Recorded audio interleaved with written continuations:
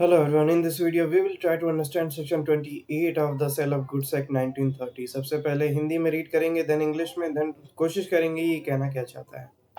इन हिंदी, संयुक्त स्वामियों में से एक द्वारा विक्रय, यदि माल के कई संयुक्त स्वामियों में से एक का उस माल पर एक मात्रिक कब्जा सह स्वामियों की अनुज्ञा से है, तो उस माल में की संपत्ति ऐसे किसी व्यक्ति को अंतरित हो जाती है जो ऐसे संयुक्त स्वामी में से उसे सद्भाव पूर्वक कार्य करे और जिसे विक्रय की संविदा के समय यह सूचना न हो कि विक्रेता को विक्रय प्राधिकार नहीं है।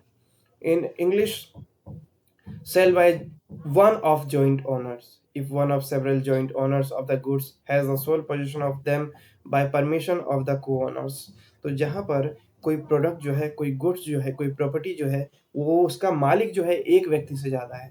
यानी कि मैं और मेरा दोस्त दोनों ही मिलके एक बाइक खरीदते हैं, तो यहाँ पर मैं इकलौता मालिक नहीं हूँ उस बाइक का, वो भी उसका उतना ही मालिक है।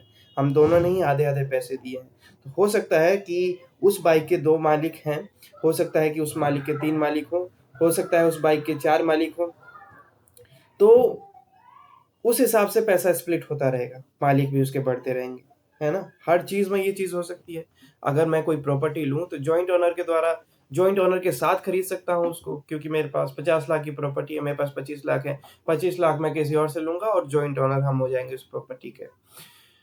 गाड़ी हो सकती है, कोई सी भी चीज़ हो सकती है। तो ये वहाँ पे वही कह रहे हैं कि जहाँ पे एक प्रोडक्ट का एक से अधिक ओनर है, एक किसी गुड्स का एक से अधिक ओनर है और दूसरे ओनर के द्वारा एक को पोजीशन दिया गया है। यानी कि जो बाइक मैंने परचेज किया था उसमें कंट्रीब्यूशन मेरे फ्रेंड का भी है, लेकिन मैं कहता हूँ कि अपने फ्रेंड को कि एक काम कर, ये बाइक तू अपने पोजीशन में रख, अपने पास रख, ठीक है? 3 दिन तू रख, 3 दिन मैं रखूँगा, ठीक है? 1 दिन रेस्ट करेगा। तो 3 दिन उसके पास रहेगा, 3 दिन मेरे पास रहेगा पोजीशन उसका। अब ऐसी स्थिति में वो अगर उस बाइक को बेच देता है, तो वो जो बाइक है, जिसे भी उसने वो बाइक बेची और उसे ये चीज़ पता नहीं थी कि उस बाइक के 2 ओनर हैं, तो ऐसे में जो बायर है, दैट इज़ सी, उसको उसका पोजीशन मिल जाएगा, ठीक है? तो वहाँ पर उसका ट्रांसफ़र प्रॉपर्टी का टाइटल जो है ट्रांसफ़र हो जाएगा बायर के पास। इसका एक रीज़न ये है कि वो भी उतना ही हकदार है उस प्रॉपर्टी का जिसने बेचा है जितना मैं था, पहला पॉइंट ये। और दूसरा पॉइंट ये कि जो सी है, उसने भी लीगली परचेज़ किया है, उसको ये नहीं पता था कि 2 ओनर हैं। अगर पता होता तब ये एप्लीकेबल नहीं होता, तब टाइटल ट्रांसफ़र नहीं होता, लेकिन उसे नहीं पता है कि इसके 2 ओनर हैं। उसको तो ये लग रहा है कि बी जो है वही उसका ओनर है और एक्चुअल में वो पार्टली ओनर है भी, आधे हिस्से का वो ओनर है भी। तो अगर उसने उस और मैंने उसको कंसेंट दिया था, मेरा कंसेंट भी मैंडेटरी है, मैंने उसको कंसेंट दिया था कि हाँ, तू अपने पास रख। तो मैंने उसे कंसेंट दिया अपने पास रखने के लिए, वो भी उतना बराबरी का ओनर है ही, आधा ओनर है ही। और ऐसे में वो किसी थर्ड पार्टी को बेच देता है और थर्ड पार्टी को लगता है कि यही इकलौते ओनर हैं इसके, तो वैसे में वो जो टाइटल है चेंज हो जाएगा। तो ऐसे में मैं कुछ नहीं कर सकता, मैं बस डैमेजेस क्लेम कर सकता हूँ अपने फ्रेंड से, ठीक है? कि तूने ऐसा क्यों किया, अब इसके बदले में जो भी डैमेजेस, जो भी नुकसान हुआ है उसका कंपनसेशन जो है तुझे करना पड़ेगा। This is what section 28 is trying to say. इसको फिर से समझने का कोशिश करते हैं। Can you give me a minute? हाँ किशोर जी, ठीक है, मैं बोल देता हूँ, ठीक है।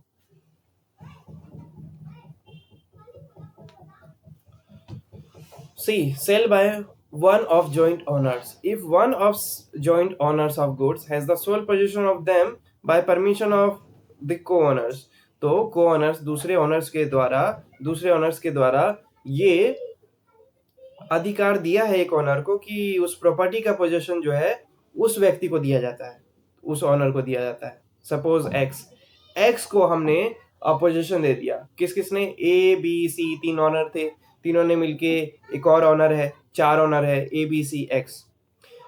एबीसी ने डिसाइड किया कि ठीक है, एक्स के पास रख देते हैं। अब वो एक्स जो है किसी वाई को प्रोडक्ट बेच देता है बिना इन तीनों के कंसेंट के, एबीसी के, तो वो बेच सकता है क्योंकि उसका भी उतना ही अधिकार है जितना इन तीनों का है। और जिसको बेचा, सपोज वाई को बेचा, तो वाई को ये पता नहीं था कि वाई इकलौता ऑनर नहीं है, उसके साथ एबीसी भी है। तो ऐसी स्थिति में टाइटल जो है ऑनरशिप का वो चला जाएगा बायर के पास। एबीसी जो है वो बस कंपनसेशन ले सकते हैं, किससे? एक्स से। ठीक है। So if one of several joint owners of the goods has the sole possession of them by permission of the co-owners, the property in the goods is transferred to any person.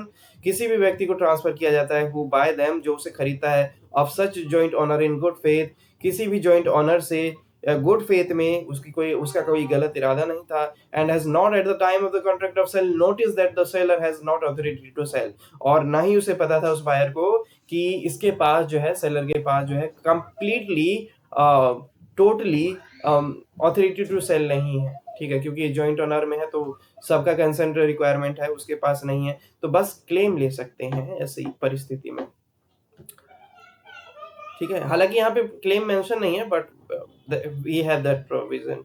सो यहाँ पे बस title shift का बात हो रही है। इससे पहले एक वो था ना, कॉन्ट्राडिक्शन था कि सेलर के पास टाइटल रहेगा भले ही बायर ने परचेज कर लिया हो। यहाँ पर वो चीज नहीं है। अगर बात हो दो जॉइंट ओनर की या एक से अधिक जॉइंट ओनर की, तो वैसी स्थिति में यहाँ पर बायर के पास टाइटल चला जाता है, और जो दूसरे ऑनर्स हैं, वो co-owners हैं, वो बस कंपनसेशन ले सकते हैं। Let's try to read it one more time. Sell by one of joint owners if one of several joint owners of goods has sole possession of them by permission of the co-owners. The property in goods is transferred to any person who buys them of such joint owner in good faith and has not at the time of the contract of sale noticed that the seller has no authority to sell. And this was section 28. We will discuss section 29 in our next video. Till then, have a good time. Bye bye. Thank you.